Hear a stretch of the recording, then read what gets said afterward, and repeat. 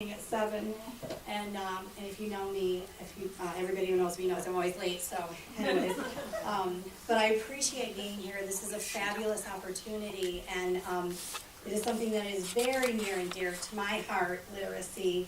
I'm going to read from "Thank You, Mr. Falker," and it is by Patricia Polacco, and she was born and lived the first part of her life in Athens, Michigan. And this is very near to my heart, as it is a story of a dyslexic little girl, and myself and my children have all struggled with dyslexia and what is called dyscalculia, which is it is the struggle to read and recognize letters and numbers. So, and I also would like to thank my daughter-in-law, Sarah Dunn, who I affectionately always refer to as Blondie, for asking me to come. So, thank you. Tricia, the littlest girl in the family, grew up loving books. Her school teacher, mother, I'm going to put this up here, sorry. I'll get a little bit easier for me. Is that okay? Can you still hear me? Her school teacher mother read to her every night. Her red-headed brother brought books home from school and shared them. And whenever she visited the family farm in Michigan, her grandmother and grandfather read to her by the stone fireplace. When she turned 5, she went to kindergarten and most of all hoped to read. Each day she saw kids in the first grade across the hallway and reading, and before the first year was over, some of the kids in her own class were beginning to read, but not Tricia. In first grade, Tricia sat in the circle with the other kids, and they were all holding Our Neighborhood, the first reader, sounding out letters and words, and they would say, the boy, or look. And the teacher would smile at them, and they would put the sounds together, and they would get the right word. But when Tricia looked at the page, all she saw were wiggly shapes, and then she would try to sound out the words, but all the kids would laugh at her. Tricia, what are you looking at in that book, they'd say. I'm reading, she'd say back to them. But the teacher would move on to the next person, and always when it was her turn to read, her teacher would have to help her with every single word. And the other kids moved up into the second reader and then the third reader, but not Tricia. She would alone stay at Our Neighborhood. Tricia began to feel different. She began to feel dumb.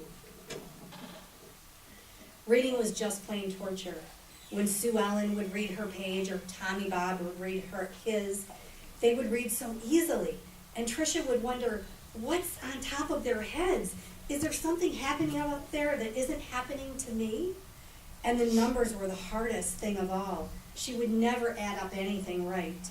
Line those numbers up before you add them, her teacher would say. And Tricia would try, but the numbers all stacked up into blocks, and they were all wobbly, and then they would fall off the page. She just knew she was dumb. When she tried to read, she stumbled over the words. Cat, ran. She was reading like a baby in the third grade. When her teacher would read along with them and call on Tricia for an answer, she would always give the wrong answer. Hey, dummy, a boy called out on the playground. How come you so dumb? The other kids would stand near him and they all laughed at her, and Tricia could feel the tears burning up in her eyes. Now, Tricia wanted to go to school less and less. I have a sore throat, she would tell her mother, or I have a sick stomach. She dreamed more and more, and she hated school more and more. Then, when Tricia started 5th grade, the school was all abuzz. There was a new teacher. He was tall and elegant, and everybody loved his striped coat and his slick gray slacks. He wore the neatest clothes. All the usual teachers' pets gathered around him. Stevie Joe, Alice Marie, Davy, and Michael Lee. But right from the start, it didn't seem to matter to Mr. Falker which kids were the cutest, or the smartest, or the best at anything. Then she had to stand up and read in front of Mr. Falker, which she hated. Stumbling through the page of Charlotte's Web, the page got all fuzzy, and the other kids began to laugh out loud. Mr. Falker, in his plaid jacket and his butterfly tie, said, Stop! Are you all so perfect that you can look at another person and find fault with them? That was the last day that anyone laughed out loud or made fun of her.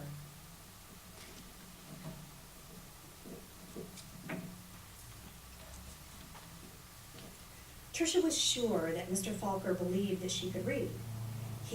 She had learned to memorize what the kids said next to her as to what they were reading, and then she would reread it. Or she would wait for Mr. Falker to help her with a sentence, and then she'd say the exact same thing, and he would say, "Good job."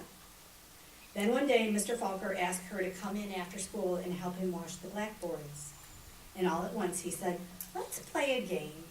He would shout out letters, and he expected her to write them with his wet sponge on the board. "An A," he shouted, and she would waterily put the A up on the board. "8," he shouted, and she tried to make an 8. 14, 3, D, M, Q, he shouted, and he shouted many letters and many numbers. And then he walked up behind her, and together they looked at the board. It was a watery mess, and Tricia knew that none of the numbers or letters were right. She threw the sponge down and tried to run out the door. But Mr. Falker caught her by the arm, and he sank to his knees in front of her. "You poor baby," he said. "You think you're dumb, don't you? How awful for you, how lonely, and how afraid." Tricia sobbed. "But little one, don't you know," Mr. Falker said to her, "you don't see letters or numbers the way other people do. You've gotten through school all this time. You've fooled many good teachers." He smiled at her and he said, "That took cunning, that took smartness, and that took such bravery." Then he stood up, they finished washing the board, and he said, "We're going to change all that, girl. You are going to learn to read, I promise you." The rest of the year became an odyssey of a discovery and an adventure for the little girl. She learned to love school, and I know this because that girl was Patricia Polacco, the author of this book. Years later, she writes at the very end, she ran into Mr. Falker at a wedding, and he asked her, might I ask you, what are you doing for a living?" And she said, "I make books for children." Thank you, Mr. Falker. Thank you.